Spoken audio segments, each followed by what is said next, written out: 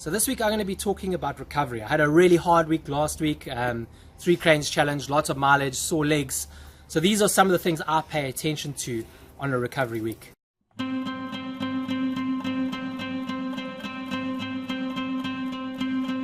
7:30 at night, the only gap I've sort of got to train today, unfortunately, but we'll make the best of it. Only a 10k run. This is really a recovery week for me, so trying to eat well and yeah, get some easy mileage in just to make sure I don't get any injuries after the 3 cranes challenge. One of the best things about a recovery week is getting the opportunity to eat some really cool food that I've been missing out on, as well as enjoy some quality time with the family.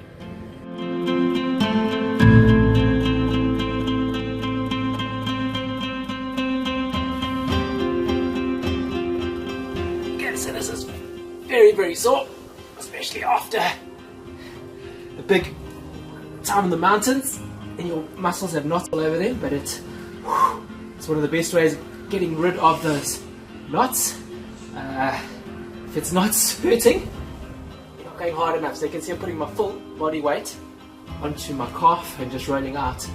Even as I'm doing this, I can feel it easing up now quite nicely already.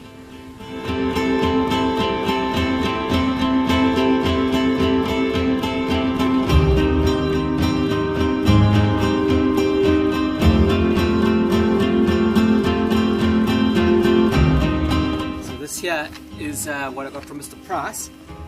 Comes with 3 different types of rollers, so this is really cool for your quads, really getting in there deep. You've got to put a lot of pressure on, get into those knots. Surprisingly, my quads aren't that bad as I thought they would be. My calves though are shocking. But yeah, you can get some of these for quite cheap at Mr. Price Sport, the 3-in-1.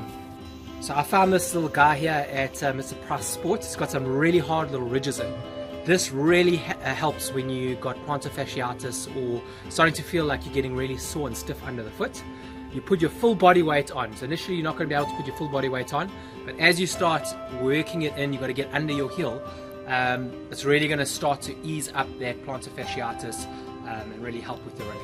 So this is another really great recovery exercise. It's getting on the bike with some low resistance and spinning 30 minutes, 45 minutes is perfect, just to get those legs nice and loose again. The other really nice thing about this is it really helps with your building. So when you're going to put on some high resistance, you can really build and help with your climbs.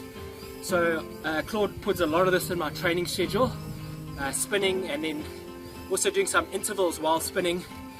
When I get to that sort of section, I might post 1 or 2 exercises that he puts out for me, but really helps on the climbs. So I'm out doing an easy 10k Saturday run. And what do I mean by easy? So after a big week, what's really important is to do a recovery run or a couple recovery runs. I usually do a whole recovery week, and that's eating as well as running in a zone 2 heart rate. I'll explain a little bit more about that a little bit later, what I mean by zone 2. But the big mistake guys often make is after a big week is they want to keep up a momentum and they push hard into their next week's training, and this is where you pick up massive injuries.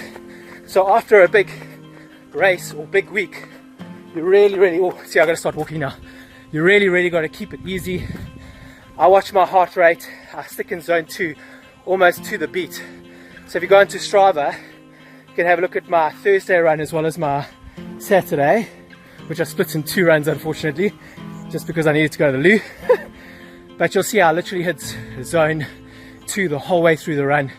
I'll explain more about this. This is your aerobic system that you're working, which is you're still getting fit, but you're also aiding your recovery by running in the zone.